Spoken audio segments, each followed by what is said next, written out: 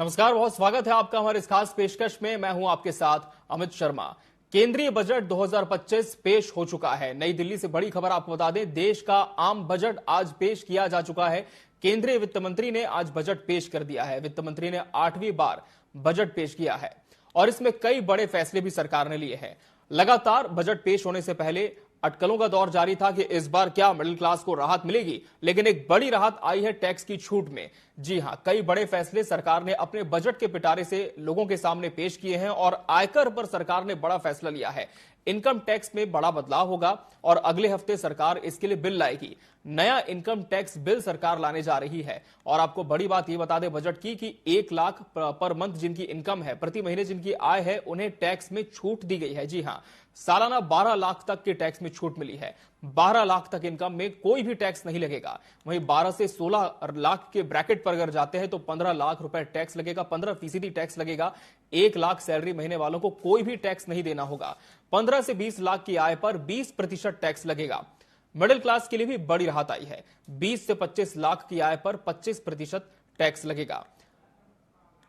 तो बता दें आपको कि बजट में कौन कौन से प्रावधान किया गया है। 82 सामानों से सेस हटाया गया है। इलेक्ट्रॉनिक गाड़ी भी सस्ती होगी। जो ईवी व्हीकल्स आती है उनकी जो बजट में कहीं ना कहीं रेट ग्राफ को लेकर बात आई है, वो सस्ती की जाएंगी। मोबाइल और टीवी पर भी टैक्स घटा दिया गया है, यानी कि मोबाइल फोन और एलईडी टीवीज भी सस्ती हो जाएंगी। इलेक्ट्रिक कार सस्ती होगी। इलेक्ट्रिक 2 व्हीलर की जगह की तरह ही आपको बता दें इलेक्ट्रिक जो 4 पहिया वाहन है वो भी सस्ती होंगी। इलेक्ट्रिक कार भी बजट में सस्ती की गई है। और इनके अलावा भारत में जो कपड़े बनाए जाते हैं, जिनकी मैन्युफैक्चरिंग भारत में होती है, वो भी सस्ते हो जाएंगे। एलईडी टीवी, जैसे कि हमने आपको पहले बताया कि एलईडी टीवी भी सस्ती होगी क्योंकि टैक्स इनमें घटा दिया गया है। कुछ इलेक्ट्रॉनिक सामानों पर टैक्स घटा दिया गया है। और बजट जब पेश हुआ उसके बाद आम लोगों की प्रतिक्रियाएं आ रही हैं। व्यापारी भी इसे लेकर अपनी टिप्पणी कर रहे हैं और ग्राउंड पर भी हम रुक करेंगे, जहां से हमारे सहयोगी हमारे साथ जुड़ते जाएंगे। और सबसे पहले रुक कर लेते हैं छत्तीसगढ़ की राजधानी रायपुर का, जहां से हमारे सहयोगी प्रियांशु कश्यप हमारे साथ लाइव जुड़ चुके हैं। और प्रियांशु चैंबर ऑफ कॉमर्स में है वो गतिविधियां संचालित करने का केंद्र, जहां पर व्यापारियों की बैठकें होती हैं, कई बड़े फैसले लिए जाते हैं और व्यापारी वर्ग में किस तरह की टिप्पणी है पूरे बजट को लेकर, जान लेते हैं। रुक करते हैं प्रियांशु का। प्रियांशु, चैंबर ऑफ कॉमर्स में इस आम बजट को लेकर कितनी हलचल है और किस तरह की प्रतिक्रिया वहां के व्यापारी दे रहे हैं, और इस बजट को, आम बजट को कितना खास माना जा रहा है?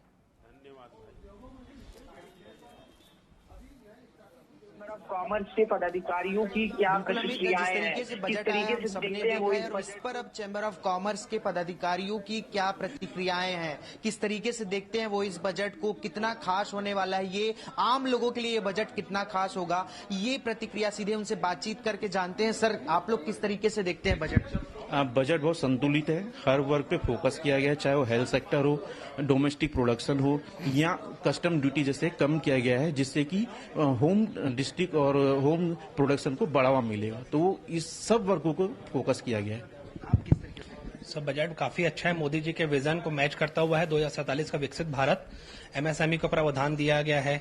कुछ चीजें सस्ती की गई है, कस्टम ड्यूटीज कम की गई है, इंपोर्ट को बढ़ावा, इंपोर्ट का ताकि माल अच्छे से यूज कर सके उस पर बेनिफिट दिया गया है। टीडीएस के रेट्स को और आपका टीडीएस की जो लिमिट उसको कम किया गया है। इनकम टैक्स स्लैब जैसे 7 से 12 लाख हो गया है, वो भी काफी अच्छा बजट है, संतुलित बजट है। ये जो बजट है ये आम जनता के लिए, जो मिडिल क्लास है, जो सामान्य जीवन जी रहा है, उसके लिए किस तरीके से लाभकारी साबित हो? ये ऐतिहासिक बजट है। इस बार का जो बजट है, आम बजट हम बोलते हैं वो नहीं है, ये ऐतिहासिक बजट बोला जाएगा इसको, क्योंकि विगत यानी 5 बजट से तो मैं देख रहा हूँ यानी डिमांड करते आ रहे हैं हम लोग की सीमा बढ़ाई जाए, आयकर की सीमा बढ़ाई जाए, लेकिन नहीं बढ़ती थी। जिस प्रकार से लोगों की सैलरी, आय बढ़ती थी, बहुत बड़ा हिस्सा इनकम टैक्स में कट के चले जाता था। अब 12 लाख होने से निम्न क्लास और मध्यम क्लास का जो व्यापारी हो या नौकरी पेशी आदमी हो, उसको बहुत बड़ा यानी बेनिफिट होगा और उसकी आय बढ़ेगी। इससे टैक्स के रूप में जो रियायत मिलेगी उससे आय बढ़ेगी और वो पैसा हमारे व्यापार के अंदर वापस री इन्वेस्टमेंट, री खर्चे के तौर पे आएगा, जिससे व्यापार भी बढ़ेगा, इंडस्ट्री बढ़ेगी और सब तरफ से बेनिफिट वाला बजट है। प्लस इन्होंने जो कैंसर संबंधी दवाइयों के ऊपर कस्टम की छूट की बात कही है, जो निम्न क्लास, मध्यम क्लास के पहुंच से बाहर होता था इलाज कैंसर का, असाध्य रोग है वो, उसके लिए इन्होंने जो रियायत देने की बात कही है, भी एक अपने आप में बहुत अच्छा बजट है। और साथ में किसानों को जो क्रेडिट कार्ड दे रहे हैं, जिससे कि पैसा बाजार में कृषि उपकरण, खाद, बीज आदि विभिन्न प्रकार के जो खर्चे होगा तो वो अभी बाजार में, जिससे कि बाजार काफी बहुत अच्छा बजट है। मिडिल क्लास व्यक्तियों के लिए तो खास तौर पर बहुत अच्छा बजट है। ये जिस तरीके से एमएसएमई में जो है लोन 5 से 10 करोड़ रुपए किया गया, तो क्या जो है सभी वर्गों को ध्यान में बजट तो पूरा निम्न से लेकर उच्च वर्ग तक हर सेक्टर के लोगों के लिए बहुत अच्छा और संतुलित बजट है। ये ऐसा नहीं है कि सिर्फ एक मध्यम क्लास या निम्न क्लास, हर वर्ग हर क्षेत्र के लोगों को, चाहे आम नौकरी पेशा वाला आदमी हो, इंडस्ट्रियल हो, नौकरी पेशे वाला, सरकारी नौकरी वाला हो या बिजनेसमैन हो, हर सेक्टर को इन्होंने बहुत बारीकी से ध्यान दिया। एमएसएमई की जो लिमिट बढ़ाई है लोन की, वो भी एक अपने आप में बहुत अच्छा कदम है। यानी आदमी जैसे पिछले साल व्यापार किया और अब इसको फिर पूंजी की आवश्यकता है, तो इस बार बढ़ के पूंजी मिलेगी, तो उत्साहवर्धन करने वाला ये बजट है व्यापारियों के लिए। युवा बजट को लेकर मंत्री बजट आप याद करेंगे तो आदरणीय निर्मला सीतारमण ने कहा था ये ज्ञान का बजट है। ज्ञान, गरीब, युवा, अन्नदाता, नारी, तो जो वाय था ना युवा, उस पर पूरा फोकस किया गया है इस बार। आप देखेंगे आईआईटी 5 आईआईटी को अपडेट करने की बात कही है, 6500 आईआईटी सीट्स बढ़ाने की बात की है, 75,000 मेडिकल सीट बढ़ा रहे हैं। तो कहीं ना कहीं युवाओं पे फोकस है, निश्चित फोकस है। आप देखें आर्टिफिशियल इंटेलिजेंस पे बहुत बड़ा बजट दिया गया है। स्टार्टअप के लिए 200 करोड़, जी हाँ 200 करोड़ का जो बजट है ये बहुत ही अपने आप में काउंटेबल है। जो टॉयज की जो ग्लोबल बनाया जाएगा, वो भी उसमें भी युवा मैन्युफैक्चरिंग में बहुत जुड़ेंगे। बैटरी के ऊपर जो फोकस दिया, ये सब युवा जो है, युवा की जो इंडस्ट्रीज लगाएंगे, इस पे बहुत ही अच्छा फोकस किया गया। हर बजट पे हर वर्ग पे फोकस किया, लेकिन युवाओं के मेरे को लगता है शायद विशेष फोकस किया गया है, क्योंकि मोदी चाहते हैं कि 2047 का भारत युवा भारत हो। नहीं, बहुत अच्छा बजट आया है, संतुलित बजट आया है और सभी वर्गों को साधा गया है, जो महिला वर्ग हो, युवा वर्ग हो, उद्योग वर्ग हो। और सबसे बड़ी बात इस बार ये कहा गया है कि यूरिया के कई उद्योग लगेंगे। यूरिया के उद्योग लगते हैं, उद्योगपति को तो उद्योग लगाने का मौका मिलता है, साथ साथ कृषि को भी बढ़ावा मिलता है। और इसी प्रकार नए स्टार्टअप उद्योगों को बढ़ावा दिया जा रहा है, टॉयज उद्योगों को, बैटरी उद्योगों को। कहीं ना कहीं ऐसा लग रहा है कि सरकार की और देश की अब ग्रोथिंग वाली बातें आ रही हैं और कहीं ना कहीं मंशा है कि उद्योगों को बढ़ावा देके देश को कहीं ना कहीं उन्नति तक पहुंचा पाए। आप कैसे देखते हैं सर? यह एक संतुलित बजट है जिसका स्वागत किया जाना चाहिए। इस बजट से देश में पूंजी का निर्माण होगा, क्योंकि जो इनकम टैक्स की छूट दी गई है, 10,000 करोड़ रुपए स्टार्टअप्स के लिए रखे गए हैं, जिससे युवाओं को भी स्वरोजगार सृजन करने का अवसर मिलेंगे, बेरोजगारी कम होगी। और जिस प्रकार से मेडिकल सीटें बढ़ाई गई हैं तो और बुजुर्गों को रियायत दी गई है, कैंसर की दवाओं में छूट दी गई है, तो मुझे लगता है कि एक संतुलित बजट है जो हमें एक समृद्ध भारत की ओर लेकर जाएगा। इस बजट का स्वागत किया जाना चाहिए। कहीं ना कहीं जो इससे पहले बजट था उसमें जो टैक्स पेयर्स थे वो थोड़े बहुत नाराज थे, लेकिन उसमें भी अब रियायत दी गई है, कैसे देखते हैं? मैंने पहले ही कहा कि जो बजट में रियायत दी गई, इससे देश में पूंजी का निर्माण होगा निश्चित रूप से, और जो पूंजी का निर्माण होगा ये वापस बाजार में ही खर्च होगा, जिससे जितना सरकार टैक्स में छूट दे रही है वो जीएसटी और अन्य राजस्व के माध्यम से वापस सरकार के पास में चला जाएगा। और इससे देश में सबकी, अभी तक जो देश की समृद्धि का सूचकांक शेयर बाजार माना जाता था, जिसमें कुछ कंपनियों के बस शेयर होते थे, अब देश के आम नागरिक, आम व्यापारी के बैंक बैलेंस से देश की वास्तविक समृद्धि का सूचक होगा, जो कि बढ़ेगा। कितना रेटिंग देंगे इस बजट को 5 में? मैं इस बजट को BBB+ रेटिंग दूंगा। काफी अच्छा बजट है, ऐतिहासिक बजट है। इतनी इनकम टैक्स में इतनी एक साथ छूट इससे पहले कभी नहीं दी गई है, तो निश्चित रूप से बहुत स्वागत योग्य बजट है। आप कितना रेटिंग देंगे? नहीं, अच्छा बजट है। रेटिंग की ऐसी बात है कि हम तो बोलेंगे 5 में कम से कम 4 तो मिलना ही चाहिए, क्योंकि बजट सबको साधा गया है। महिला हो, युवा हो, उद्योगपति हो, कृषि हो, सभी को बजट साधा गया। और इस बार बहुत सालों बाद ऐसा बजट देखने को मिला है।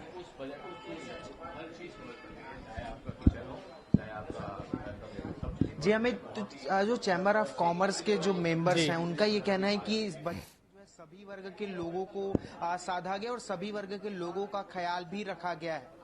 जी बिल्कुल प्रियांशु, तो कहीं ना कहीं व्यापारी इस बजट को लेकर काफी उत्साहित हैं और साथ ही उनसे आप ये भी जरूर करें कि जिस तरह से इलेक्ट्रॉनिक सामानों पर भी जो सेस है उन्हें घटाया गया है, चाहे हम मोबाइल की बात करें, एलईडी टीवी की बात करें, तो क्या इससे हमारे देश की जो मैन्युफैक्चरिंग है इसे बढ़ावा मिलेगा? और इनके साथ ही प्रियांशु, जो इलेक्ट्रिक व्हीकल्स है, चाहे 2 पहिया वाहनों की बात करें, 4 पहिया वाहनों की बात करें, उन्हें भी सस्ता कर दिया गया है इस बजट में, तो इसे किस तरह से व्यापारी देखते हैं कि क्या अब प्रोडक्शन में, मैन्युफैक्चरिंग में और गति आएगी, या फिर सरकार को इसके साथ कुछ और भी प्रावधान जोड़े जाने चाहिए थे?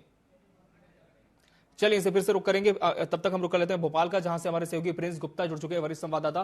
प्रिंस, बजट पेश हो चुका है और आम बजट को लेकर लोगों की प्रतिक्रियाएं भी सामने आ रही है। मिडिल क्लास के लिए काफी बड़े ऐलान इस बजट में है, लेकिन भोपाल की जनता इस आम बजट को अपने लिए कितना खास मानती है, इस पूरे प्रावधान को किस तरह से देखती है? देखिए, बड़ा जंबो बजट है और सरकार हमेशा बजट को जब भी लाती है तो ध्यान रखती है कि किस तरह से आम आदमी के मतलब हक का बजट हो, पॉकेट फ्रेंडली हो, और उसके साथ किसान, महिला, युवा और खासतौर से उद्योगों को लेकर खासतौर से ध्यान रखा जाता है हर बजट में। केंद्रीय बजट है और निश्चित तौर पर कहीं ना कहीं लोक लुभावन बजट है केंद्र सरकार का, और उसमें हम कहें तो 13.25 लाख रुपए तक टैक्स में रिबेट देने की बात की गई है। तो वहीं कई दवाओं पर टैक्स फ्री भी किया गया है, तो उद्योगों को बढ़ाने की बात भी कही है, आईटी सेक्टर में आगे बढ़ाने की बात की गई है। उसके साथ तमाम ऐसी बातें हैं जो आम जनजीवन से जुड़ी, आम आदमी के जीवन पर फर्क पड़ता है, उन चीजों का, पेट्रोल डीजल के दाम घटाने की बात भी कही जा रही है। तो निश्चित तौर पर इस बजट को लेकर आम जनता में काफी कुछ उत्साह भी रहता है, और ये भी होता है कि जो महंगाई की मार आम जनता पर पड़ रही है वो उससे कैसे निजात पाएंगे।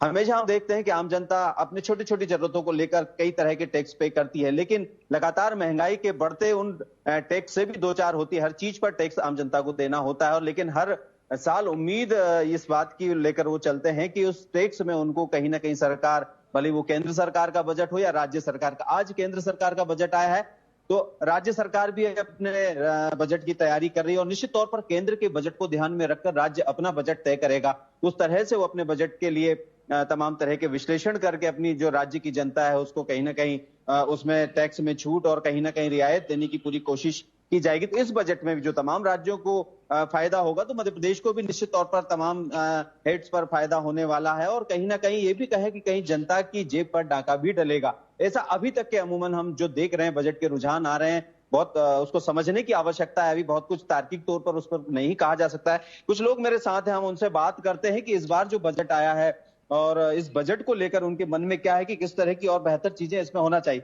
मैं आपसे जानना चाहूंगा कि आज जो बजट आया है केंद्र सरकार का, मोदी सरकार का, क्या चाहेंगे, किस तरह का दिख रहा है आप? अभी जो बजट आया हुआ है तो वो अभी पहली नजर में तो अभी मिला जुला ही लग रहा है।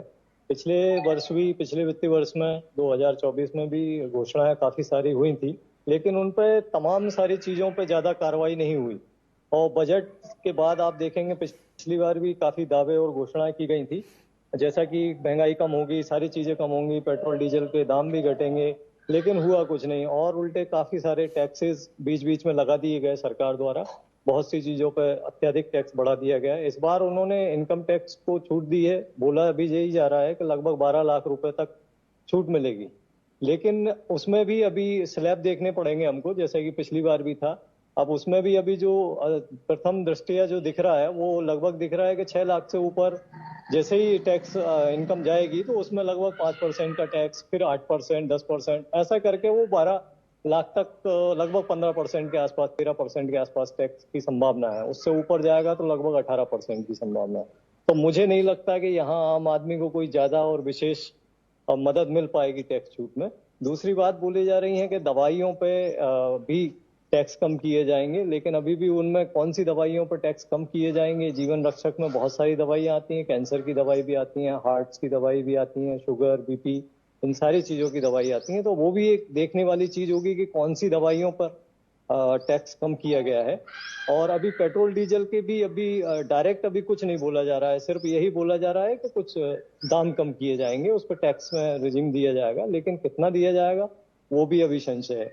तीसरी बात ये किसानों को लेकर भी इन्होंने की हुई है, उसमें भी किसान क्रेडिट लिमिट्स जो बढ़ाई गई हैं लगभग 3 लाख से 5 लाख की गई हैं, तो उसको भी हमको देखना पड़ेगा, क्योंकि किसानों की तो आय दोगुनी करने की इनके जो पिछले बजट में कई सालों से चले आ रहे हैं पंचवर्षीय योजना, लेकिन अभी तक उन पर भी ज्यादा कुछ हुआ नहीं है। तो हम तो उम्मीद यही करते हैं कि बजट हमारी अपेक्षाओं के हिसाब से तो खरा नहीं है। अब किसानों को देखेंगे हम कि किसानों पे उनको क्या रियायत मिल सकती है। जी बिल्कुल, आम जनता, इनका मानना है कि आम जनता के हिसाब से बजट अभी तक फिलहाल जो रुझान आ रहे हैं, जो बजट के आंकड़े आ रहे हैं, बजट की जो घोषणाएं आ रही है, उसके अनुसार उनको दिखाई नहीं दे रहा है कि इसमें हमें फायदा क्या, हमारी पॉकेट में कहाँ पैसा बच रहा है, हमारी जो रोजमर्रा की जिंदगी है उसको कहाँ फायदा। और कुछ और लोगों से बात करते हैं। हम आपसे जानना चाहेंगे कि किस तरह से आप लेते हैं कि बच्चों की पढ़ाई है बहुत महंगी हो गई है, उसके साथ साथ रोजमर्रा की जो चीजें हैं। जी जी प्रिंस, उसको लेकर बहुत सारी दिक्कतें आपको दो चार होना पड़ता है, तो क्या कहेंगे? मैं कमलेश कुमार देशमुख भोपाल से। मैं मध्यम वर्ग परिवार से आता हूँ।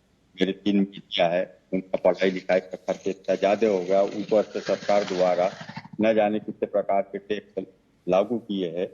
संभवतः पढ़ाई लिखाई पे टैक्स कम होना चाहिए, किताब कापी का टैक्स कम होना चाहिए, पेट्रोल डीजल का टैक्स कम होना चाहिए, जिससे रोजमर्रा की चीजों का सामान आम आदमी ले सके और अपने जीवन यापन कर सके। जी बिल्कुल, यानी कि आम जिंदगी की जो चीजें हैं, पारिवारिक चीजें हैं जो, लेकिन कहें कि स्कूल की फीस की बात है और रोजमर्रा की चीजों की, उस पर भी टैक्स में रियायत मिलनी चाहिए, उस पर भी कहीं ना कहीं सस्ताई होनी चाहिए, ये बड़ी बात निकल कर आती है। आम जनता हमेशा ये कहती है, उद्योग धंधों को लेकर भी स्किल्ड उसकी बात करती है सरकार और उसमें आगे बढ़ाने की बात कर रही है युवाओं को। आप क्या कहेंगे कि वाकई अब इससे जो छोटे मोटे उद्योग धंधे शुरू करना चाहते हैं उनको भी फायदा होगा और जो कर रहे हैं उनको भी फायदा होगा, फिर आम जनता को भी उनके जरिए फायदा मिलेगा? जी बिल्कुल, आपको बताना चाहेंगे कि सरकार जो है अभी बजट तो पेश कर देती है, लेकिन जो नीचे लेवल तक है, जो ग्राउंड लेवल तक है, वो सुविधाएं मिल नहीं पाती। जैसे कि अभी कहा गया मोबाइल, इलेक्ट्रॉनिक मार्केट, ये सब सस्ता होगा, लेकिन इसको सस्ता होने में अभी सस्ता होगा भी या नहीं इसका कुछ कह नहीं सकते अभी। तो जो चीजें बजट में दी जाती है, जो पेश की जाती है, यदि वो ग्राउंड लेवल तक आए तो उसका कुछ आम जनता को बेनिफिट मिले। तो वही है सारी चीजें, जैसा कि भाई साहब ने भी बताया है। अभी टैक्स की बात, इनकम टैक्स में 12 लाख रुपए तक के इनकम टैक्स पे जो है इन्होंने कहा है कि कोई टैक्स पेड नहीं करना होगा, लेकिन अभी उसको देखना होगा कि वो जो कहा गया है वो सत्य है या। जी बिल्कुल, तो सभी का यही कहना है कि जो कहा गया है, सरकार ने जो बजट पेश किया है उसमें कितने फायदा होगा ये तो आने वाला समय ही बताएगा। और निश्चित तौर पर कहीं ना कहीं जब आम जनता की जेब पर वजन पड़ता है कहीं ना कहीं महंगाई का, और महंगाई में दो चार होना पड़ता है, तो स्वाभाविक है कि परिवार के बजट के साथ अपने रोजमर्रा के जीवन के बजट को भी उनको संतुलित करना होता है। जरूरत की चीजों को सस्ता करना बहुत आवश्यक है और इस बजट में कहीं हमें मिला जुला जो प्रतिक्रिया है आम जनता की वो भी मिल रही है। और निश्चित तौर पर कहीं ना कहीं केंद्र सरकार की ओर से तो ये कहा जा रहा है कि बजट आम जनता के हक का है, कई वर्गों को ध्यान में रखकर इसको तैयार किया गया है, कई तरह की चीजों को ध्यान में रखकर इसको तैयार किया गया है, जरूरत की चीजों को टैक्स फ्री किया गया है, तो कहीं ना कहीं किसान, महिला, युवा और गरीब का पूरा ध्यान रखा गया। जैसा कि प्रधानमंत्री पीएम मोदी हमेशा कहते हैं कि 4 वर्गों को ध्यान में रखकर हम तमाम चीजें कर रहे हैं। तो निश्चित ही कहीं ना कहीं अब हमें बजट पूरा समझने के बाद ही पता चलेगा। आज चूंकि अभी बजट आया है, पेश हुआ है, तो धीरे धीरे इसके तमाम आंकड़े और तमाम चीजें हमें देखने को मिलेगी। जी बिल्कुल प्रिंस, तो मिलीजुली प्रतिक्रिया भोपाल वासियों की है और कहीं ना कहीं जो इनकम टैक्स रिजीम है उसे लेकर उन्होंने बड़ा कमेंट किया है कि 12 लाख तक की तो छूट दी जा रही है, लेकिन इसके अलावा और भी जो स्लैब है उन पर भी क्लैरिफिकेशन होना बहुत जरूरी है। बहरहाल प्रिंस, एक अहम बात बजट में यह भी देखने को मिली है कि भारत में जो कपड़े बने हैं उनकी मैन्युफैक्चरिंग में अब जो सस्ता एक रिजीम है उसे सेट किया गया है। इसके अलावा जो कैंसर की दवाएं हैं वो भी सस्ती करने का ऐलान किया गया है। टीसीएस की बात करें तो इसकी सीमा में 10 लाख की छूट दी गई है। तो क्या भोपाल वासी इन 3 बड़े ऐलानों को भी एक अच्छी सौगात के रूप में देखते हैं या फिर देखते हैं कि इसमें भी कुछ संशोधन की, कोई प्रावधान की आवश्यकता थी? देखिए, सभी लोगों से जैसे कि हमने बात की और जिस तरह की लोग आमतौर पर चर्चा करते हैं कि हमें खास तौर से जो रोजमर्रा की दवाइयों की आपने बात की, कैंसर की दवाओं को सस्ता करने की बात कही है, तो निश्चित तौर पर, लेकिन कौन सी दवाएं, कितनी दवाएं, उस पर अभी हमारे एक साथी जो खड़े थे उन्होंने कहा कि कैंसर की दवाओं में कौन सी दवाई आखिर जो सस्ती होगी। तो ये बहुत बड़ी बात है कि जब कोई बीमार पड़ता है तो उसको सबसे ज्यादा दवाएं और जो रूटीन के टेस्ट हैं, जो उस बीमारी के टेस्ट हैं, उस पर काफी कुछ वजन पड़ता है। तो स्वाभाविक सी बात है कि उसमें कहीं रिबेट मिले, कहीं ना कहीं उसमें कुछ रियायत मिले सरकार की तरफ से, तो सरकार ने कहा है कि है। लेकिन अब इसमें ये इनको बताना होगा कि कौन कौन सी जो जरूरी दवाएं जो रोज यूज होती हैं उन मरीजों के लिए, जो सबसे ज्यादा महंगी हैं, सस्ती हैं, किस तरह की हैं, तो उस पर भी मिली जुली प्रतिक्रिया है कि अभी असमंजस वाली स्थिति है कि आखिर ये क्लियर करे सरकार की कौन कौन सी दवाएं। वहीं आईटी सेक्टर की बात करें या इस तरह की जो आपने कहा कि और भी चीजों की बात करें, तो निश्चित तौर पर सभी क्षेत्रों में अगर टैक्स में छूट मिलती है, रियायत मिलती है और निश्चित ही उस पर कहीं ना कहीं सरकार आगे जाकर भी उनको वैसा ही बनाए रखती है, तो आम जनता को उसका फायदा होगा। लेकिन जी प्रिंस, बिल्कुल, तो दवाओं को लेकर ही क्लैरिफिकेशन करने की आवश्यकता है कि कौन कौन सी दवाएं इस पूरे ब्रैकेट में आती हैं। वहीं प्रिंस, एक और जो बड़ा ऐलान किया है सरकार ने वो इलेक्ट्रिक व्हीकल्स को लेकर के है। उन्हें बढ़ावा देने के लिए कहीं ना कहीं ये बात कही जा रही है कि जो 2 व्हीलर्स इलेक्ट्रिक व्हीकल हैं, 4 व्हीलर इलेक्ट्रिक व्हीकल्स हैं, उनके भी सेस में कमी आएगी और नतीजतन उनका जो प्राइस है वो भी काफी गिर जाएगा। तो क्या भोपाल वासी इसे कोई बड़े ऐलान के तौर पर देखते हैं?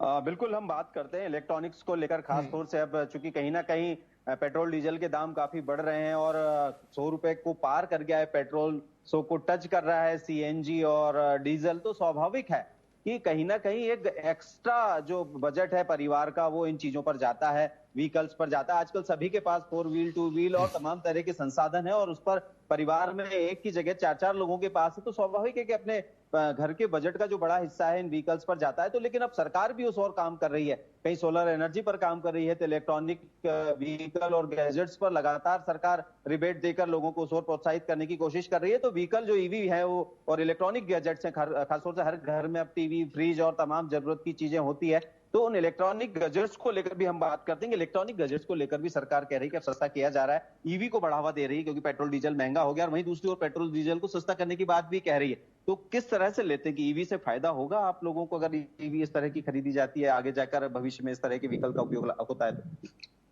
सबसे पहले तो मैं ये कहना चाहूंगा कि अभी प्रमुख मुद्दा जो आता है वो रोजगार को निकल के आता है कहीं ना कहीं। तो रोजगार और इनकम, अगर आम आदमी की इनकम बढ़ेगी तो इन सारी चीजों को कहीं ना कहीं फिर आम आदमी को, हम जैसे लोगों को फायदा होगा। अभी सबसे बड़ी समस्या क्या है कि इनकम जो है वो नहीं बढ़ रही है, लेकिन उसके अगेंस्ट में खर्चे बहुत बढ़ रहे हैं। तो कहीं ना कहीं इलेक्ट्रॉनिक्स आइटम हम बात करें तो ठीक है, वो अब जैसे कि ईवी की अगर आप हम बात करें तो लगभग एक ईवी और जो सामान्य पेट्रोल गाड़ी है उसकी तुलना में लगभग अभी 60% से 80% महंगी है। यानी कि अगर एक छोटी गाड़ी की मैं बात करूं 10 लाख रुपए की गाड़ी की, तो पेट्रोल गाड़ी 10 लाख रुपए की आ रही है, तो ईवी कहीं ना कहीं 18 लाख रुपए की आ रही है। तो आम आदमी के बजट से बाहर है अभी ईवी।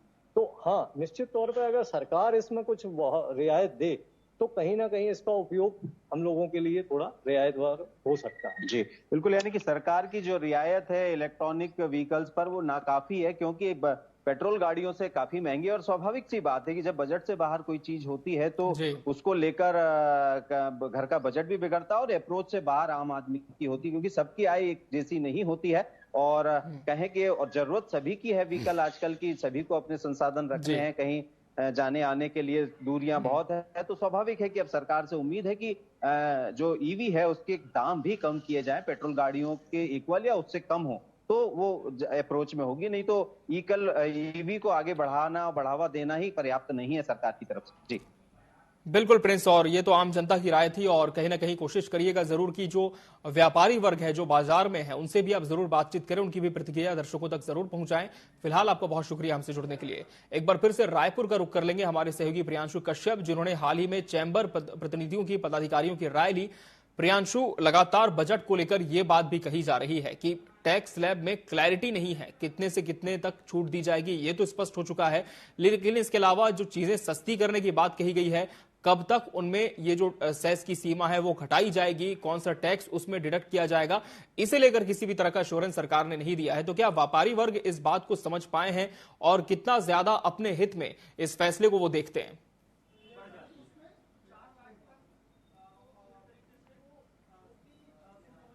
बिल्कुल अमित, इससे पहले एक बात और है कि जो चैम्बर ऑफ कॉमर्स के जब पदाधिकारी जो हैं उनका ये कहना है कि बिहार को एक बड़ी सौगात दी गई है बजट में, लेकिन छत्तीसगढ़ के लिए कुछ विशेष जो है घोषणा नहीं की गई है बजट को लेकर। उससे भी प्रतिक्रियाएं जान लेते हैं। सर, जिस तरीके से देखते हैं छत्तीसगढ़ में के लिए कोई विशेष बजट नहीं दिया गया, कैसे देख रहे हैं? नहीं, छत्तीसगढ़ के लिए कोई एक्स्ट्रा बजट नहीं दी गया, लेकिन पूरे देश के हिसाब से बजट बना है, क्योंकि छत्तीसगढ़ को यदि कुछ देते तो बहुत अच्छा मतलब मैसेज जाता।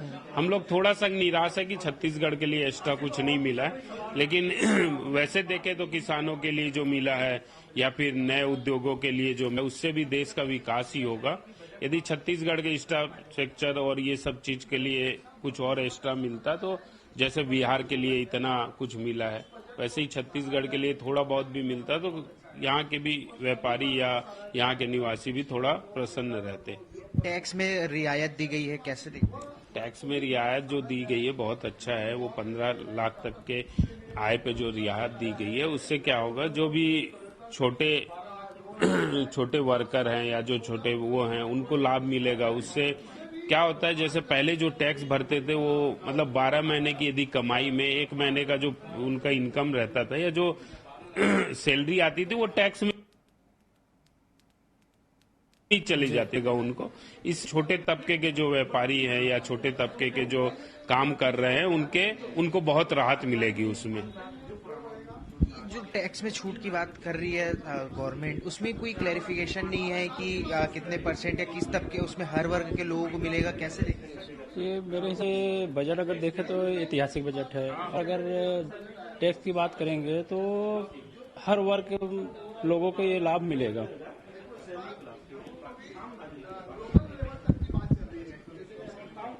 बजट काफी अच्छा है, सबका ध्यान रखा गया बजट में, सबका था सबका विकास के लिए।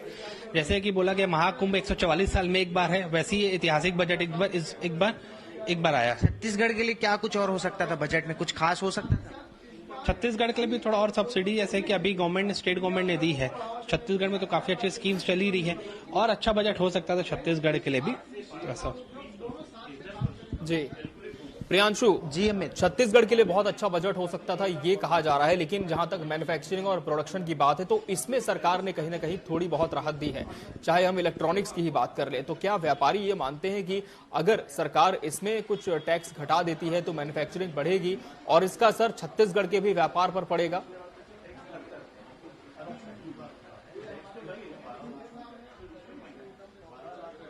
जी, इस बारे में भी बातचीत कर लेते हैं कि किस तरीके से देखते हैं उन लोग।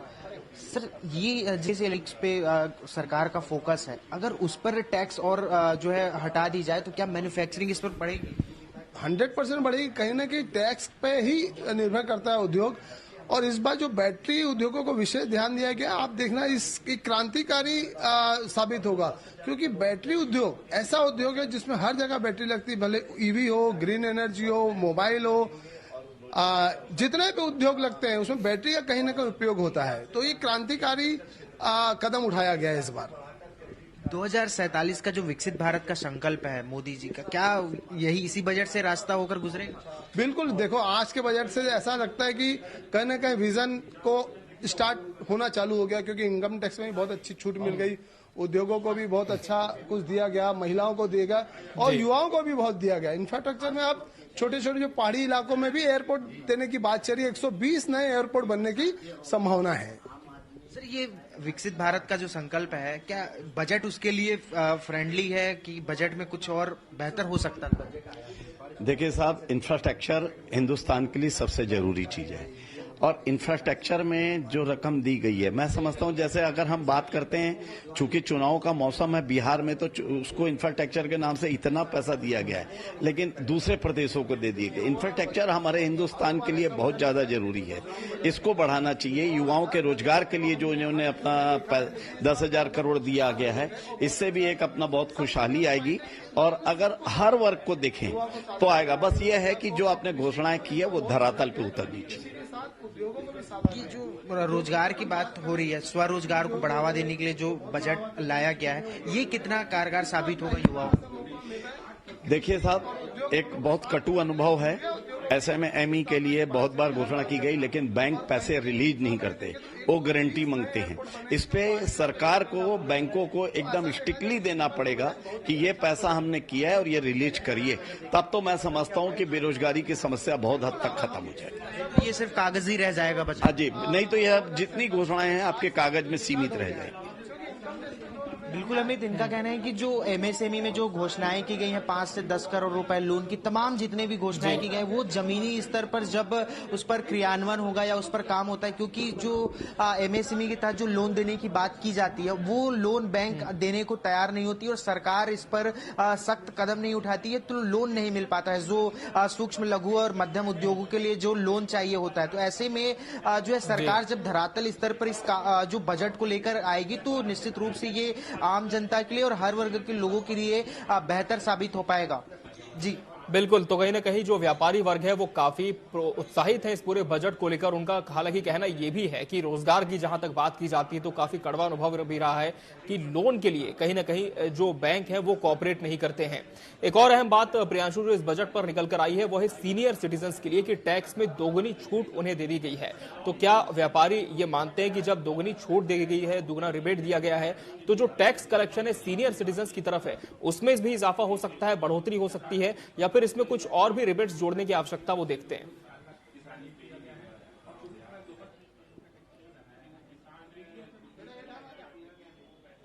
जी प्रियांशु आप सुन पा रहे हैं मुझे? चलिए प्रियांशु से फिर से हम संपर्क करने की कोशिश करेंगे। तो छत्तीसगढ़ चैंबर ऑफ कॉमर्स के व्यापारी जो कि अपनी प्रतिक्रिया टीवी 24 पर दे रहे थे, उनका कहना है कि टैक्स में कहीं ना कहीं जो छूट दी गई है वो काफी अच्छा विषय है, क्योंकि एक व्यक्ति जिसकी महीने की आमदनी 1 लाख रुपए प्रति महीना है, 12 लाख रुपए अगर वो सालाना कमाता है तो उसे किसी भी तरह का टैक्स नहीं देना होगा। इसके अलावा जो पहले टैक्स स्लैब की बात करें तो 16 से 20 लाख तक की जो आय है उस पर 20% का टैक्स लगेगा।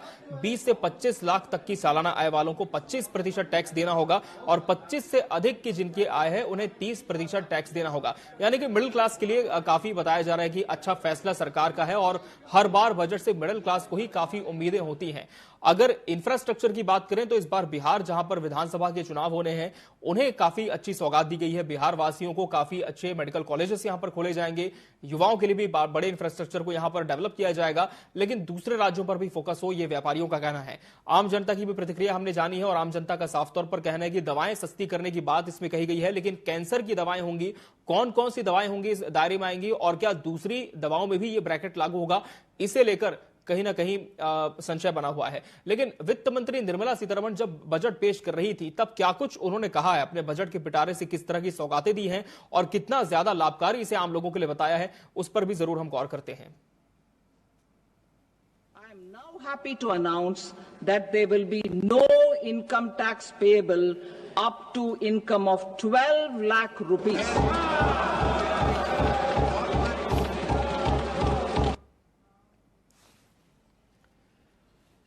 तो 12 लाख रुपए तक की जिनकी आय है उन्हें किसी भी तरह का टैक्स नहीं देना होगा। और इसके बाद जो सत्ता पक्ष था उन्होंने कहीं ना कहीं करतल ध्वनि से इस पूरे फैसले का स्वागत किया और इस फैसले को मिडिल क्लास के हित में बताया गया है। इनके अलावा दूसरी और प्रावधानों की हम बात करें तो जो टीसीएस की सीमा है उसमें 10 लाख रुपए तक की छूट दी गई है और आईटीआर इनकम टैक्स रिटर्न करने की समय सीमा बढ़ा दी गई है ताकि जो आयकर दाता है उन्हें और प्रोत्साहन मिले, थोड़ा सा समय मिले और टैक्स का जो खाता है उसमें इजाफा हो, उसमें बढ़ोतरी हो। बीमा में विदेशी निवेश पर, जी हां, बीमा में विदेशी निवेश सीमा 75% पहले हुआ करती थी और अब इसे 75% से बढ़ाते हुए 100% कर दिया गया है। और अगले हफ्ते सरकार इनकम टैक्स बिल लाने जा रही है और इसमें देखना होगा कि किस तरह के प्रावधान सरकार करती है और इसका कितना फायदा मिडिल क्लास को होता है, व्यापारी वर्ग को होता है। और इसके अलावा एक और जो अहम फैसला जो कि देश के संबंध में आया वो है कि भारत में जिन कपड़ों की मैन्युफैक्चरिंग होती है, प्रोडक्शन होता है, ऐसे कपड़े जो भारत में निर्मित किए जाते हैं वो सस्ते किए जाएंगे। और सस्ते की ही कड़ी में अगर हम आगे बात करें तो इलेक्ट्रॉनिक गैजेट्स जो कि लगातार आजकल कस्टमर्स खरीदते हैं, चाहे उसमें हम टेलीविजन की बात करें, एलईडी टीवीज की बात करें, मोबाइल फोन्स की बात करें, फ्रिज की बात करें, तो इनमें सेस घटाया जाएगा और लिहाजा इनका जो एक प्राइस ब्रैकेट है, जो इनकी कीमत है वो कम हो जाएगी, सस्ती हो जाएगी। पेट्रोल डीजल को भी सस्ता करने की बात कही गई है, हालांकि पूरी तरह से स्पष्टीकरण नहीं आया है कि कितना इसमें सस्ता जो दर है वो लागू हो जाएगी। लेकिन ईवी की बात करें, इलेक्ट्रॉनिक व्हीकल्स की बात करें, 2 पहिया इलेक्ट्रॉनिक व्हीकल्स की, 4 पहिया इलेक्ट्रॉनिक व्हीकल्स की, तो उन्हें भी सस्ता कर दिया जाएगा। और वित्त मंत्री निर्मला सीतारमण ने टीडीएस व्यवस्था को युक्ति संगत बनाने की घोषणा की है, जैसे कि हमने आपको बताया है। और सरकार अगले सप्ताह संसद में एक नया आयकर विधेयक भी पेश करेगी। और बजट में सरकार ने मध्यम वर्ग के लिए काफी बड़े फैसले भी लिए हैं और अब 12 लाख रुपए तक की सालाना आय पर किसी भी तरह का टैक्स देय नहीं होगा। इसके अलावा किराए की बात करें तो किराए पर जो टीडीएस की सीमा है उसे बढ़ाकर 6 लाख रुपए करने का प्रस्ताव है। वहीं कर लाभ प्राप्त करने के लिए जो स्टार्टअप्स हैं उनके लिए जो निगमन की अवधि है उन्हें 5 साल तक बढ़ा दिया गया है, ताकि जो युवा जो कि खुद का एक व्यापार शुरू करना चाहते हैं, खुद का एक उद्यम शुरू करना चाहते हैं, उनके लिए भी ये बड़ी राहत ये बजट लेकर के आया है। और इसकी काफी ज्यादा डिमांड भी की जा रही थी। जो सीनियर सिटीजन हैं उसके लिए भी जैसे हमने आपको बताया कि टैक्स में बड़ी छूट दी गई है, जो रिबेट है उसे दुगना कर दिया गया है। बुजुर्गों के बड़ा ये बड़ा ऐलान बताया जा रहा है। और अब 4 साल तक अपडेटेड रिटर्न भरे जा सकेंगे। पहले इसकी समय सीमा काफी कम थी, लेकिन अब 4 साल की समय अवधि हो जाएगी जब अपडेटेड रिटर्न आप फाइल कर सकते हैं, इनकम टैक्स रिटर्न आप फाइल कर सकते हैं। और इसकी समय सीमा बढ़ा दी गई है। टीडीएस सीमा को 10 लाख तक किया गया है। और अपडेटेड रिटर्न की जैसे हम बात करें तो पहले इसकी जो समय सीमा थी वो 2 साल की हुआ करती थी, लेकिन 2 साल इसमें और बढ़ोतरी कर दी गई है और अब 4 साल तक इसे कर दिया गया है। 4 साल तक के लिए इसे बढ़ा दिया गया है। वहीं 4 लाख रुपए तक 0, 4 से 8 लाख रुपए तक 5% और 8 से 12 लाख रुपए तक 10% और 12 से 16 लाख रुपए तक 15%। और इसके आगे अगर हम बढ़ते हैं तो 16 से 20 लाख रुपए तक 20% और 20 से 24 लाख रुपए तक का 25% कर और 24 लाख से अधिक पर 30% टैक्स लगेगा। वित्त मंत्री ने कहा है कि इससे मध्यम वर्ग को बड़ी राहत मिलेगी, जिसकी काफी डिमांड भी की जा रही थी कि वित्त मंत्री मध्यम वर्ग के लिए इस बार किस तरह का तोहफा देगी। तो वित्त मंत्री ने शुरुआत में ही इन सारी चीजों को क्लियर कर दिया है, जस्टिफाई कर दिया है। और उन्होंने इस दौरान यह भी कहा कि निश्चित तारीख तक टीसीएस के भुगतान में देरी को अपराध की श्रेणी से बाहर कर दिया जाएगा। पहले ऐसा होता था कि निश्चित तारीख तक, निर्धारित तारीख तक अगर आप टैक्स पे नहीं करते थे तो इनकम टैक्स की तरफ से आपके घर पे, आपके दफ्तर में एक नोटिस आ जाता था और उसमें एक अमाउंट होता था जिसे पेनाल्टी के तौर पर आपको चुकाना होता था। और पेनाल्टी यानी कि अपराध, किसी भी तरह के क्राइम में इसे ला दिया जाता था, लेकिन अब इसे अपराध की श्रेणी से बाहर कर दिया गया है। यानी कि जो आयकर दाता हैं उनके लिए समय सीमा तो बढ़ाई गई है, लेकिन एक जो कैटेगराइजेशन होता था कि ये क्राइम की कैटेगरी में आ जाता था, अपराध की श्रेणी में आ जाता था, तो अब निश्चित तारीख तक अगर आप टीडीएस फाइल नहीं करते हैं तो इसकी देरी को अपराध की श्रेणी से मुक्त कर दिया गया, बाहर कर दिया गया है। और उन्होंने इस दौरान यह भी कहा कि अगर शिक्षा के लिए ऋण लिया गया तो विप्रेषण पर टीसीएस को माफ कर दिया गया है। तो एक बड़ी सौगात स्टूडेंट्स के लिए भी है कि अगर आप एजुकेशन के लिए लोन लेते हैं तो इसमें एक निश्चित तारीख तक टीसीएस का जो भुगतान होता था उसमें देरी होती थी और टीडीएस की तरह यहां पर भी आपको पेनाल्टी देनी होती थी, जिससे जो लोन का अमाउंट है वो थोड़ा सा बढ़ जाता था और स्टूडेंट्स के लिए काफी ज्यादा दिक्कतें होती थी इसे चुकाने में। तो उसे भी अब माफ कर दिया गया है। उन्होंने कहा कि शिक्षा के लिए अगर ऋण लिया गया, यानी कि अगर एजुकेशन लोन किसी स्टूडेंट ने लिया है तो इसमें जो टीसीएस की सीमा है उस पर निर्धारित समय पर अगर इसका भुगतान नहीं होता है तो उसे भी माफ कर दिया गया है। और एक बार फिर से कोशिश करेंगे प्रियांशु से जुड़ने का। प्रियांशु, क्या आप मुझे सुन पा रहे हैं? प्रियांशु, स्टूडेंट के लिए भी बड़ा ऐलान यहां पर किया गया है कि अगर एजुकेशन लोन लेते हैं तो इसके बाद टीसीएस की जो सीमा है उसे बढ़ा दिया गया है, यानी कि अगर समय पर भुगतान नहीं करते हैं तो किसी भी तरह की पेनाल्टी नहीं होगी।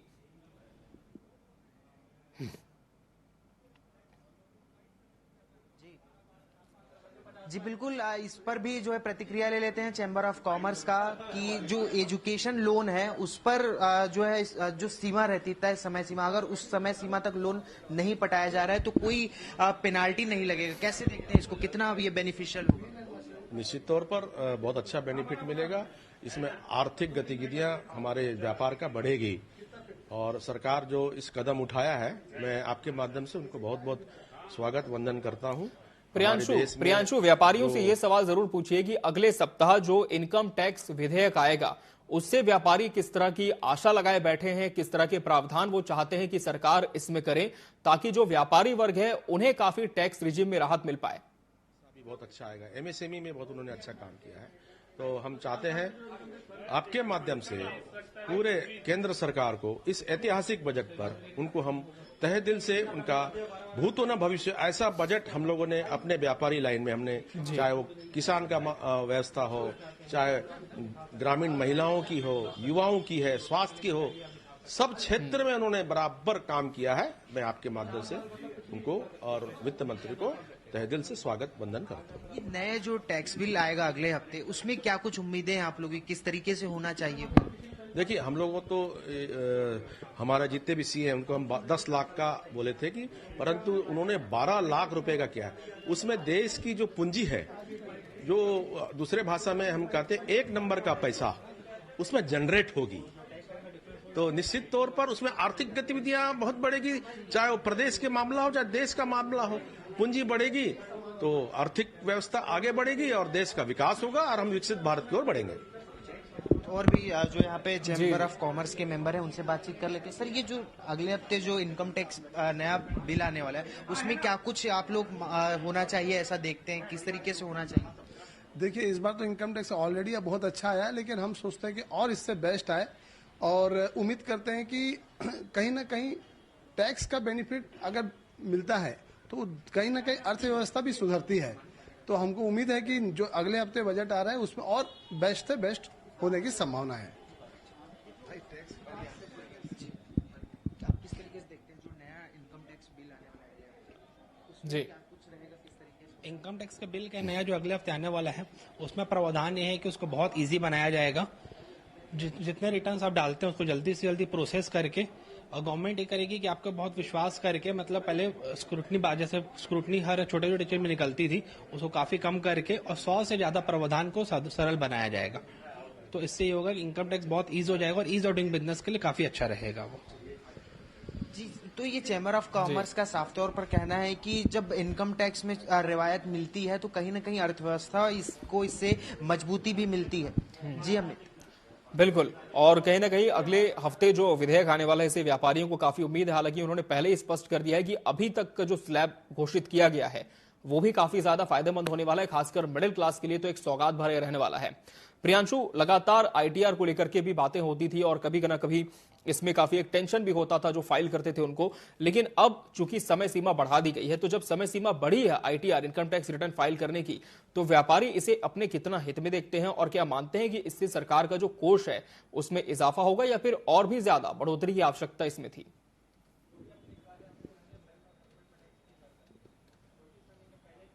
बिल्कुल, इस पर भी चर्चा कर लेते हैं। सर, ये जो आईटीआर में अब जो है समय सीमा बढ़ाई गई है आईटीआर की, आप लोग किस तरीके से देखते हैं?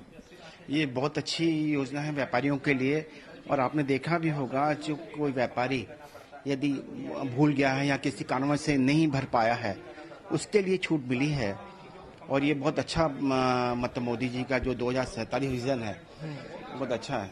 सर, ये जो आईटीआर में जो समय सीमा में बढ़ोतरी हुई है, आईटीआर नहीं भर पाते हैं तो उसकी जो समय सीमा है उसमें कैसे देखते हैं इसको? स्वागत योग्य है। कई लोग जो इनके पास में टैक्स कंसल्टेंट की सुविधा नहीं रहती, जिन्हें खुद करना होता है, जो किसी भी कारणवश इनकम टैक्स रिटर्न समय पर नहीं भर पाते हैं, उसे पेनाल्टी लगती, ब्याज लगती है, वो सबसे लोगों को मुक्ति मिलेगी। स्वागत योग्य कदम है। बिल्कुल प्रियांशु, और सीनियर सिटीजन्स के लिए जो टैक्स है उसमें रिबेट दिया गया है, दोगुनी इसकी सीमा कर दी गई है। तो बतौर सीनियर सिटीजन्स भी यहाँ पर कुछ व्यापारी हैं और इस पूरे फैसले को कितना लाभदायक वो देखते हैं कि कितनी ज्यादा छूट ये उनके लिए मायने रखती है। जी प्रियांशु, सीनियर सिटीजन्स के लिए भी जो टैक्स है उसमें छूट दे दी गई है, दुगनी से कर दिया गया है, तो कितना ज्यादा ये मायने रखता है सीनियर सिटीजन्स के लिए?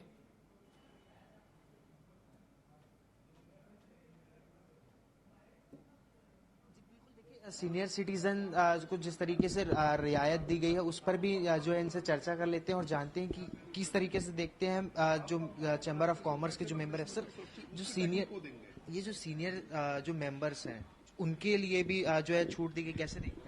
ये सीनियर जो सिटीजन्स को छूट दी गई है वो बहुत स्वागत योग्य है, और कैंसर की भी दवाओं में छूट दी गई है, उनकी बचत में भी सुविधा दी गई है।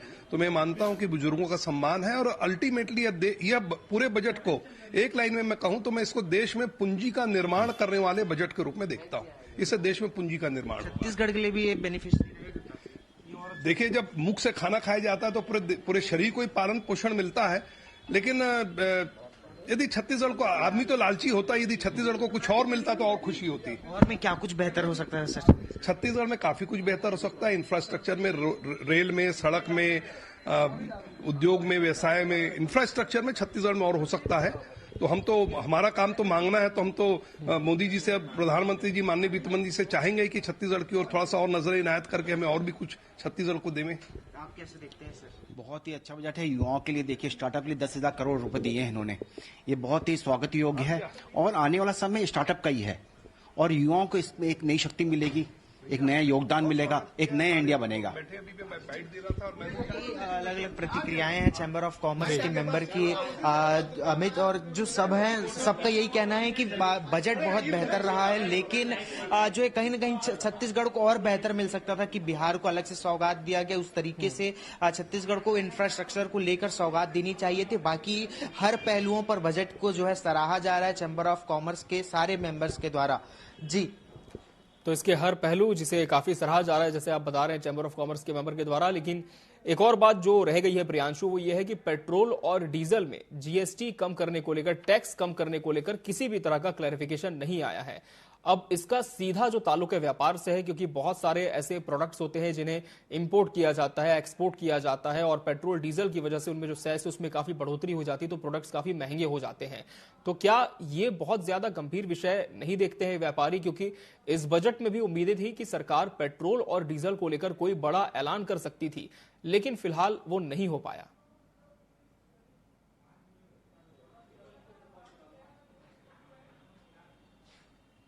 जी, इस पर भी चर्चा कर लेते हैं जो मेंबर बोर्ड ऑफ कॉमर्स के जो मेंबर हैं उनसे, और देखते हैं कि वो किस तरीके से देखते हैं कि सर ये जो पेट्रोल डीजल का जो आया है उसके रेट में कोई कमी नहीं देखी जा रही है। काफी उम्मीदें थी जो मिडिल क्लास लोग हैं उनको कि पेट्रोल डीजल का रेट कम हो सकता है।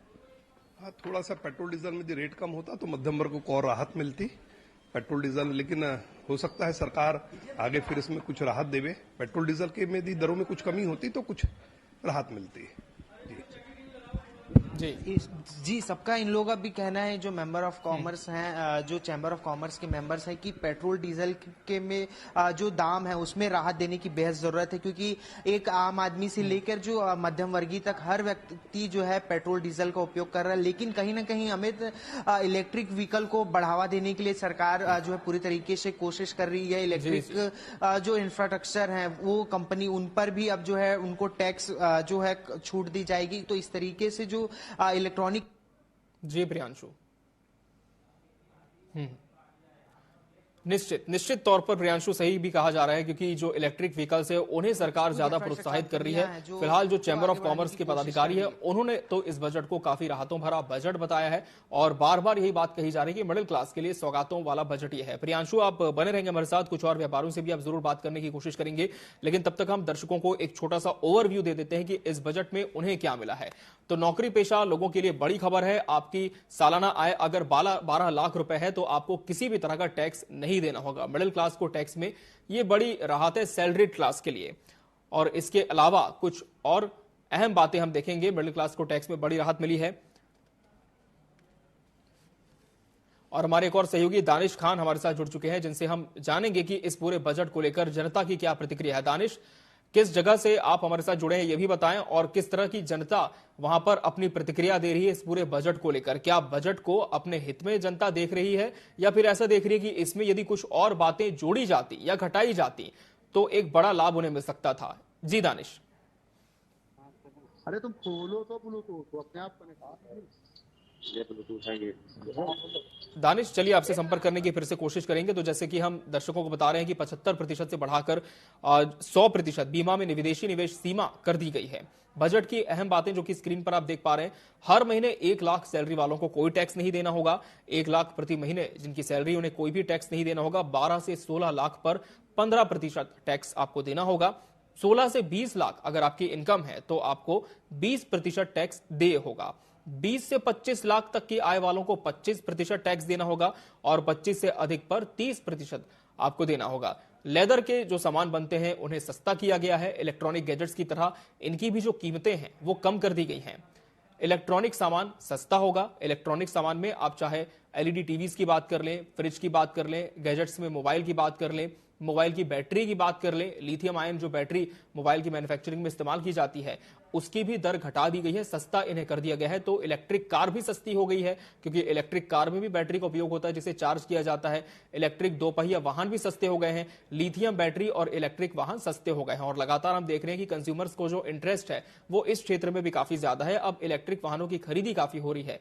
इसके अलावा एक मेजर डिजीज कैंसर, जिसकी दवाओं को सस्ता करने का ऐलान वित्त मंत्री ने किया है। कई दवाइयों से कस्टम ड्यूटी हटाई जाएंगी। और केंद्रीय नागरिक उड्डयन मंत्री ज्योतिरादित्य सिंधिया ने भी इस बजट पर अपनी प्रतिक्रिया दी है। क्या कुछ कहा है ज्योतिरादित्य सिंधिया ने, आपको उनका वर्जन सुनाते हैं। एक विकसित भारत का ये बजट है, प्रधानमंत्री जी की संकल्प, एक नया ऊर्जावान युवा भारत के सपने को साकार करने का। हर एक क्षेत्र का, चाहे वो कृषि हो, चाहे वो मैन्युफैक्चरिंग हो, चाहे वो सर्विसेज हो, चाहे अधोसंरचना हो, चाहे इनोवेशन हो, चाहे कृषि का क्षेत्र हो, यूरिया से लेके एक एक, चाहे बीज की बात हो, चाहे नदियों को जोड़ने की बात हो, हर एक विषय पर पूर्ण रूप से अध्ययन करके एक नया मानचित्र तय किया गया है। और सबसे बड़ी बात कि हमारे जितने भी टैक्स, इतनी बड़ी राहत दी गई है, 12 लाख रुपए तक कोई टैक्स नहीं। और हर एक ब्रैकेट में आप देखोगे तो करीब करीब 40 से 25% की राहत हाई इनकम टैक्स पेयर के लिए तक भी दिया गया है। तो मध्य प्रदेश के ग्वालियर संभाग से आते हैं केंद्रीय नागरिक उड्डयन मंत्री ज्योतिरादित्य सिंधिया, जिन्होंने कहा है कि गांव पर, गरीब पर, किसान पर विशेष फोकस इस बजट का रहा है। इसके अलावा मिडिल क्लास की भी उन्होंने बात कही और कहा कि 12 लाख रुपए तक की आय पर कोई भी टैक्स नहीं होगा। यह अपने आप में एक बड़ा ऐलान है, बड़ी सौगात ये है। और विपक्षी जो पार्टियां हैं वो भी लगातार बजट पर अपनी प्रतिक्रिया दे रही है। समाजवादी पार्टी के प्रमुख सुप्रीमो अखिलेश यादव ने इस बजट को लेकर क्या कुछ कहा है, उनकी राय भी आप सुनिए। बजट आम लोगों को मायूस न करे। बजट से महत्वपूर्ण है, अभी भी कुंभ में लोग अपने मोबाइल पे तस्वीर लेकर के, लोग खोया पाया केंद्र को पर जाकर के, और जगह जगह लोग जा रहे हैं और अपनों को ढूंढ रहे हैं। बेटा माँ को ढूंढ रहा है, बेटा पिता को ढूंढ रहा है, कोई नानी को ढूंढ रहा है, कोई अपनी बहू को ढूंढ रहा है। ये जो स्थिति है, और उस समय तब आप बजट ला रहे हैं, कम से कम इस पे ये बात साफ करे सरकार, क्योंकि कुंभ में मुख्यमंत्री जी ने न जाने कितनी बार जाकर के डुबकी लगाई है। देश के होम मिनिस्टर गए हैं वहां पर, स्नान किया उन्होंने, देश के डिफेंस मिनिस्टर गए, स्नान किया उन्होंने। अगर इतने बड़े लोग जा रहे हैं, और सुनने में आ रहा है कि आज वाइस प्रेसिडेंट भी जा रहे हैं स्नान करने, और आने वाले समय प्रधानमंत्री जी भी जा रहे हैं। सोचिए, जिस कुंभ में जाने चली गई हों, लाशों की गिनती नहीं बताई जा रही हो, जो खो गए उनके बारे में न बताया जा रहा हो, तो बजट ये महत्वपूर्ण हो। जिस कुंभ के लिए न जाने कितना बजट खर्च किया गया होगा, विज्ञापन चल रहे हैं, बुला रहे हैं लोगों को, 40 करोड़ लोगों को बुलाने का लक्ष्य था। ये डिजिटल महाकुंभ होगा। आप सोचिए, जहां पर डिजिटल कुंभ में सीसीटीवी लगे थे, क्या इनकी जानकारी में नहीं है? तो काफी तीखी प्रतिक्रिया अखिलेश यादव ने दी है। और बजट की टाइमिंग पर उन्होंने सवाल उठाए, क्योंकि 2 दिन पहले जिस तरह की घटना हुई थी, महाकुंभ में भगदड़ हुई थी, 30 लोगों की जान चली गई थी, कई घायल हैं। तो इस पर उन्होंने कहा है कि एक तरफ कुंभ में जाने जा रही है लोगों की और लाशों की गिनती नहीं बताई जा रही है, और ऐसे में सरकार बजट पेश कर रही है तो अपना विजन सरकार को इस पर स्पष्ट करना चाहिए। बहरहाल उत्तर प्रदेश के डिप्टी सीएम ब्रजेश पाठक ने भी बजट पर अपनी बात रखी है। सौगातों भरा बजट इसे बताया है। आज संसद में देश का आम बजट प्रस्तुत हुआ है। माननीय प्रधानमंत्री नरेंद्र मोदी जी के मार्गदर्शन में जिस ढंग से केंद्रीय वित्त मंत्री निर्मला सीतारमण जी ने बजट प्रस्तुत किया है, उसमें किसानों का विशेष ध्यान रखा गया है। किसानों के साथ साथ युवाओं, महिलाओं, नौजवानों, व्यापारियों, मध्यम वर्ग, निम्न वर्ग, इसके अलावा देश की अर्थव्यवस्था को मजबूती देने वाला बजट है। पहली बात, किसानों को कई मामलों में उनके जीवन स्तर को ऊपर उठाने वाला बजट है। उनको किसान क्रेडिट कार्ड पर विशेष रियायत देने का फैसला हुआ, उसकी लिमिट भी बढ़ाई गई है। इसके अलावा इनकम टैक्स की भी लिमिट बढ़ाई गई है। हम कह सकते हैं ये देश की जीडीपी को बढ़ाने वाला बजट है। और सबसे बड़ी बात यह है, विकसित भारत के संकल्प को पूरा करने वाला बजट है। इसमें जो दैनिक उपयोग में आने वाली वस्तुएं हैं, जो मध्यम वर्ग सामान्यतः उपयोग करता है, मोबाइल हो, टीवी हो या अन्य ईवी गाड़ियां हैं, मोबाइल की बैटरियां भी सस्ती होंगी। तो यूपी के डिप्टी सीएम ब्रजेश पाठक बता रहे हैं कि इस पूरे बजट में मिडिल क्लास का ही ध्यान रखा गया है। मोबाइल की, टीवी की बात उन्होंने कही है कि इन्हें सस्ता कर दिया गया है, जिसकी डिमांड भी थी। और उत्तर प्रदेश से फिल्म अभिनेता और गोरखपुर सीट से सांसद रवि किशन इस बजट को लेकर क्या कहते हैं, उनकी राय आपको सुनाते हैं। थर्ड लार्जेस्ट इकोनॉमी बनाने के लिए कारगर साबित होगा, जिसमें स्कूली बच्चे, गरीब के बच्चे और हमारे सरकारी स्कूलों को हाईटेक करना, बिहार को मखाना इंडस्ट्री लगाने से लेके नए एयरपोर्ट, ग्रीन हरित एयरपोर्ट से लेके हर डिपार्ट, मतलब मुझे अब तक सेकंड टर्म हुआ, इतना शानदार बजट है कि मैं पूरे देश को शुभकामनाएं देता हूं। गरीबों के लिए, मिडिल क्लास, मध्यम वर्गीयों के लिए, सभी के लिए बहुत टैक्स से लेके हर जगह पे बहुत, कहीं पर भी बोझ नहीं आया, कहीं एक्स्ट्रा बोझ नहीं लादा गया। मैं साधुवाद यशस्वी प्रधानमंत्री मोदी जी को, श्रीमती निर्मला सीतारमण जी को कि क्या शानदार बजट पेश किया है। पूरे भारत को बहुत सारी शुभकामनाएं। तो रवि किशन ने कहा है कि तीसरी बड़ी आर्थिक महाशक्ति के रूप में भारत को विकसित करने के लिए यह बजट कारगर साबित होगा, इस दिशा में एक अहम कदम होगा। और उत्तर प्रदेश के बाद झारखंड की भी नेताओं की प्रतिक्रिया सामने आ गई है। झारखंड से राज्यसभा के सदस्य हैं दीपक प्रकाश, जिन्होंने इस बजट को लेकर बड़ी बातें कही हैं। कांग्रेस और कांग्रेस के नेता मानसिक रूप से दिवालिया हो चुके हैं। बजट 140 करोड़ जनता की आकांक्षाओं का प्रतीक है। हर आम आदमी उससे जुड़ा हुआ है, हर नागरिक उससे जुड़ा हुआ है और अपने मूलभूत, आधारभूत संरचना का वो आकांक्षा होता है। लेकिन जिस प्रकार से कांग्रेस की मानसिकता देखने को मिल रही है, इससे साफ नजर आ रहा है कि उसको आम लोगों से, भारत के नागरिकों से कोई दूर दराज तक मतलब नहीं है। तो बीजेपी के नेता और राज्यसभा के सदस्य दीपक प्रकाश ये कह रहे हैं कि कांग्रेस का मानसिक दिवालियापन है जो कि इस बजट में खामियां निकाली जा रही हैं। लेकिन क्या आम जनता भी इस बजट में खामी निकालती है? रुक कर लेंगे जानने के लिए लखनऊ का, जहां से हमारे सहयोगी रवि श्रीवास्तव हमारे साथ जुड़ चुके हैं। रवि, अब लगातार प्रतिक्रियाओं का दौर शुरू हो चुका है, बजट पेश हो चुका है। लखनऊ की बात करें तो यहां की जनता इस बजट को किस तरह से देखती है? क्या ये आम बजट कोई खास सौगात उनके लिए लेकर आया है या फिर उम्मीदें पूरी नहीं हो पाई?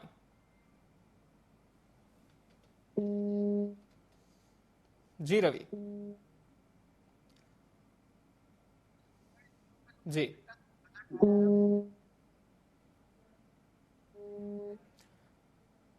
चलिए रवि, आपकी आवाज हम तक नहीं पहुंच पा रही, एक बार फिर से आपसे जुड़ने का हम प्रयास करेंगे। तो लगातार देखिए प्रतिक्रियाओं का दौर शुरू हो चुका है। तमाम राजनेताओं की बाइट्स हमने आपको सुनाई, उनका वर्जन हमने आपको सुनाया। बीजेपी खेमा निश्चित तौर पर इस बजट में तारीफों के पुल बांध रहा है। वहीं जो विपक्षी पार्टियां हैं बजट की टाइमिंग को लेकर सवाल खड़े कर रही हैं। बजट को लेकर उनका यह भी कहना है कि इसमें कुछ और भी चीजें जोड़ी जा सकती थी, क्योंकि उम्मीदें हर बार आम जनता को होती है और सबसे ज्यादा बात जो है वो मिडिल क्लास की होती है। अपर क्लास की बात करें तो उनके लिए पहले से ही बहुत सारे रिबेट्स डिसाइडेड हैं। कॉर्पोरेट टैक्स की बात करें तो उसमें काफी कमी पहले ही कर दी गई थी। लोअर क्लास के लिए काफी सारी योजनाएं संचालित की जाती है, लेकिन जो मध्यम वर्ग है उसे क्या मिला, हर बार बजट में जानना यह कौतूहल का विषय रहता है। और इस बार जब वित्त मंत्री ने अपने बजट भाषण की शुरुआत की तब सबसे पहले मध्यम वर्ग को ही उन्होंने साधा। टैक्स को लेकर के बड़ा ऐलान किया। अब जगह जगह से इसे लेकर लोगों की राय भी सामने आ रही है कि इस पूरे टैक्स की रिबेट को वो किस तरह से देखते हैं। जो चीजें बजट में सस्ती की गई हैं वो क्या उनके लिए कारगर हैं, उनके लिए लाभकारी हैं, या फिर कुछ और चीजों पर टैक्स घटाने की जरूरत थी। और बजट का सीधा सीधा जो ताल्लुकात होता है वो टैक्स से होता है। लेकिन लखनऊ की जनता इस पूरे टैक्स पर दिए गए फैसले को कितना स्वागत योग्य कदम मानती है, रवि का एक बार फिर से हम रुक करके जानेंगे इसे। रवि, लखनऊ की जनता से भी आप जरूर बात करें और बताएं कि आखिर इस पूरे बजट को लेकर लखनऊ की जनता की क्या राय है। देखिए, उत्तर प्रदेश राजधानी लखनऊ की अगर बात करें तो जो 12 लाख का जो आम आदमी के लिए जो बजट आया है, जो टैक्स फ्री को लेकर जो बात हुई है देखने को मिली है, वो कहीं ना कहीं यहाँ राजधानी लखनऊ की जनता में एक्साइट देखने को मिल रहा है और वो इस बजट का स्वागत भी करते हुए नजर आ रहे हैं। हम कुछ लोगों से बात भी करना चाहेंगे और भैया कुछ लोग हैं हम उनसे भी बात करना चाहेंगे। हम आपको दिखाना चाहेंगे कि जिस तरीके से जो 12 लाख रुपए का जो बजट पेश किया गया है, जिसमें भैया बजट आम जनता के लिए आया हुआ है, 12 लाख रुपए टैक्स फ्री किया गया, क्या कहना चाहेंगे? आम जनता के लिए बजट बहुत अच्छा आया है, तो क्या है आप बजट का क्या कहना चाहेंगे? और भी लोग हैं हम उनसे भी बात करना चाहेंगे और उनसे भी बात कराएंगे। 12 लाख का भैया बजट आया है, केंद्र सरकार ने बजट पेश किया, क्या करना चाहेंगे? आम जनता के लिए राहत भरा है, क्या बोलेंगे भैया, आप क्या बोलेंगे? देखिए, जनता का साफ तौर से कहना है कि जो बजट है वो कहीं ना कहीं देखने को जो सामने आया है, और ये केंद्र सरकार का बजट 3.0 का जो बजट आया हुआ है केंद्र सरकार द्वारा, 12 लाख रुपए का जो टैक्स फ्री कर दिया गया है, इससे कहीं ना कहीं जनता एक तरीके से यही कह सकती है कि आम जनता का बजट कहीं ना कहीं सबके लिए लाभदायक है। और ऐसे में इससे पहले ही ये बजट अगर कहीं आ जाता तो कहीं ना कहीं एक बड़ा एक मैसेज चला जाता आम जनता के लिए। जी बिल्कुल रवि, और जनता से आप ये भी जरूर पूछिए कि इस बार कोई नया टैक्स उनके ऊपर में नहीं जोड़ा गया है, बल्कि अगर सालाना आय 12 लाख की है तो उन्हें किसी भी तरह का टैक्स नहीं देना होगा। तो क्या लखनऊ की जनता इसे बहुत ही ज्यादा बड़ा फैसला मानती है, हितकर फैसला मानती है? जो 12 लाख का जो टैक्स में जिसमें जो टैक्स फ्री किया गया, इससे क्या कहना चाहता है?